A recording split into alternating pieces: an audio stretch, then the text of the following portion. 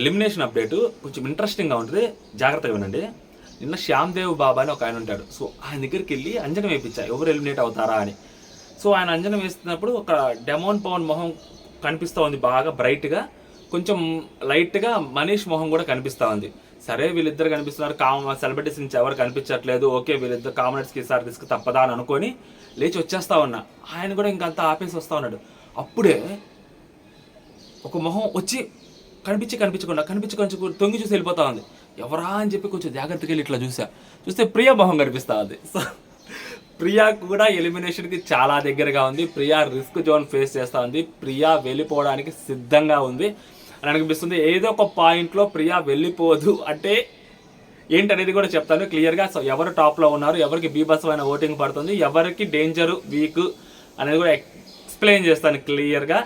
So welcome to our channel, నా పేరు మహేష్ చంద్ర. So మన ఛానల్ ఎవరికి కొత్తగా చూస్తుంటే సబ్స్క్రైబ్ చేసుకోండి. రివ్యూస్ జెన్యూన్గానే ఉంటాయి, అప్డేట్స్ యాక్యురేట్గానే ఉంటాయి. ఓకే, ఫస్ట్ ప్లేస్లో బీభత్సమైన ఓటింగ్ పడుతున్న పర్సన్. సో నిన్నటి వరకు అంత పెద్ద 6 చేత టార్గెట్ చేయబడ్డ భరణి గారికి ఓటింగ్ పడుతుంది అనుకున్నాము. ఒక గుడ్డు మీద 6 నామినేట్ చేస్తే ఆయన నన్ను టార్గెట్ చేస్తున్నారు ఆయన కూడా చెప్పుకున్నారు. చూసే వాళ్ళు కూడా అదే అనిపించింది. అలాంటి పర్సన్ ఫస్ట్ ప్లేస్లో ఉంటారా అనుకుంటే లేడు. ఎవరున్నారు మరి?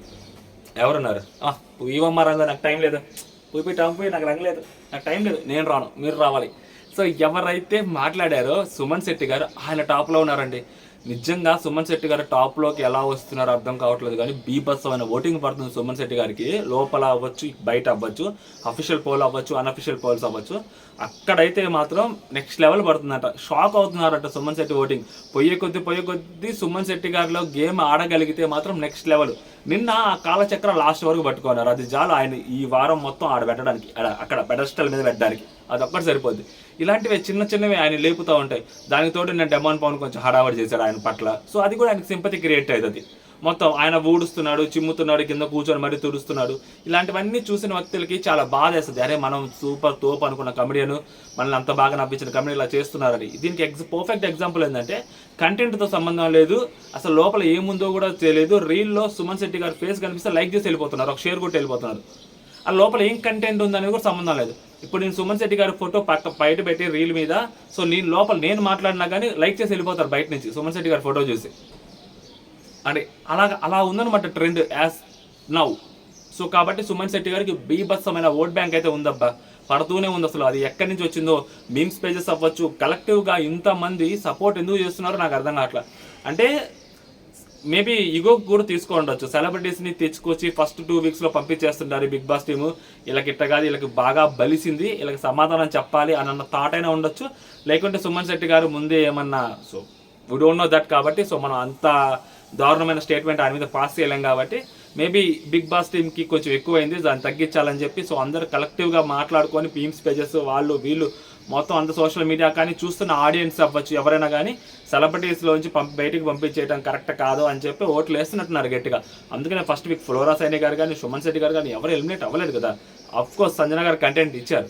సంజన గారు చూస్తూ ఉంటే ఆమె పాతకు పోతున్నారు. లిటరల్లీ సంజన గారు ఆమె పాతుకు పోతున్నారు. ఏదైనా పర్లేదు, నేను పాతుకు పోవాలని చెప్పి డిసైడ్ అవుతున్నారు. ఆమె ఎవరిని టార్గెట్ చేయాలి ఏంటి అనేది కూడా ఆమె క్లారిటీ ఉంది. ఎంత సంజన గారి క్లారిటీ ఉందో అంటే ప్రియా భయపడుతుంది.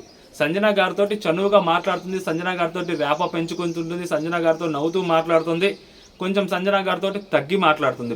ప్రియాకి భయపడుతుంది లిటరల్లీ. సో ఆమెకు అర్థం కావట్లేదు, ఎందుకంటే క్లియర్గా అర్థమైపోయి ఉంటుంది. సో నలుగురు ఎవరైతే వచ్చారో నామినేషన్స్లోకి కామనర్స్ తరపున, సెలబ్రిటీస్ తరపున ఎవరైతే ముగ్గురు వచ్చారో భరణి గారు వెళ్ళరని ఆయనకు తెలుసు, సుమన్ శెట్టి గారు వెళ్ళరని ఆమెకు తెలుసు. సో ఫ్లోరా గారి మీద మేబీ 50-50 ఛాన్సెస్ ఉండొచ్చు. ఇటు పక్కకు వచ్చేసరికి సో హరీష్ గారు వెళ్ళరని అమ్మాయికి తెలుసు. సో ఇంకెవరున్నారు అక్కడ, మనీషు, డెమోన్ పవన్ మీద కూడా అమ్మాయికి నమ్మకం, అంటే వెళ్ళిపోవచ్చు అని. సో మనీషు, డెమోన్ పవన్ తనకి నమ్మకం, అందుకని తను కొంచెం క్లోజ్గా అందరితో మాట్లాడుతుంది. మా ముగ్గురులో ఒకవేళ వెళ్ళాల్సి వస్తే రిస్క్ జోన్లో, సో నేను కూడా రిస్క్ జోన్లో ఉన్నట్టేనే అమ్మాయికి అర్థమైంది. దానికి తోడు శ్రీజ గారు కూడా కొంచెం హెల్ప్ చేస్తున్నట్టే అనిపిస్తున్నారు. నిన్న మనీష్ మీద ఆమె స్టేట్మెంట్ పాస్ చేయటం, నిన్న నైట్ స్టేట్మెంట్స్ పాస్ చేయటం, మనీష్కి క్యారెక్టర్ లేదండము అలా మాట్లాడటం కూడా ఎంతో కొంత మనీష్ మీద నెగిటివిటీని ఆమె కూడా క్రియేట్ చేస్తూ ఉంది. శ్రీజ ఓట్ బ్యాంక్ ఎంతో కొంత ప్రియాకి టర్న్ అవుతుందా అంటే ప్రియాకి నిజంగా టర్న్ అవ్వట్లేదు. అండ్ శ్రీజ ఓట్ బ్యాంక్ గురించి మాట్లాడుకోవాల్సి వస్తే సెలబ్రిటీస్, ఫర్ ఎగ్జాంపుల్ ఒక 3 సెలబ్రిటీస్ తర్వాత శ్రీజాని కూడా పెడితే, పవన్ కళ్యాణ్ కూడా యాడ్ చేస్తే, పవన్, శ్రీజ, తనూజ, ఇంకొక పర్సన్ బర్నీ గారిని ఎవరైనా యాడ్ చేస్తే సో శ్రీజ ఓట్ షేర్ కూడా చాలా తక్కువే ఉంటుంది. శ్రీజ ఓటింగ్ కూడా అనఫిషియల్ పోల్స్ అవ్వచ్చు అనఫిషియల్ పోల్స్లో శ్రీజ ఓటింగ్ చాలా తక్కువనే ఉంటుంది. సో టూ మచ్ ఓటింగ్ శ్రీజాకి అగ్ని పరీక్షలో పడినట్టు ఓటింగ్ పడట్లేదు. ఎందుకంటే అగ్ని పరీక్షలో పడిన ఓటర్స్ ఎవరైతే ఉంటారో వాళ్ళందరూ కంప్లీట్గా ఇప్పుడు శ్రీజాతో ఉండాలి అన్న రూల్ కూడా లేదు కాబట్టి సో మారుతుంటారు. సో అది పెట్టుకొని దానికి ప్రియాకి టర్న్ అవుతుంది, ప్రియాకి అడ్వాంటేజ్ అవుతుంది అంటే లేదు.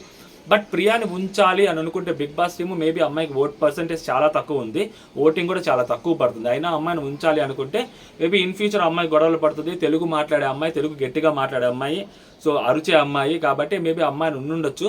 సో మనోడు నువ్వు ఎలిమినేషన్ జోన్లో పెట్టాను రా బాబు, నువ్వు లోపలికి వెళ్ళి గేమ్ ఆడరా, బుద్ధి తెచ్చుకోరా అంటే నేను వెళ్ళి పులిహారే కలుపుతా, చింతపండు రసం ఎక్కువ పిండుతా, కొంచెం తాలింపు ఎక్కువ వేస్తా అంటే ఏమవుతుంది, బయటికి దొబ్బి బాగా దొబ్బుతారు.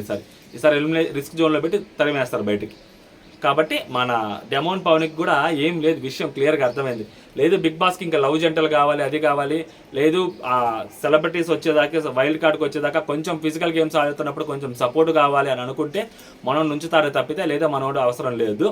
అండ్ నెక్స్ట్ డెమోన్ పవన్ తర్వాత మర్యాద మనీష్ కంప్లీట్ రిస్క్లో ఉన్నాడు. బాటమ్ 2లో మర్యాద మనీష్ ఉన్నాడు, కొన్ని చోట్ల బాటంలోనే మర్యాద మనీష్ ఉన్నాడు.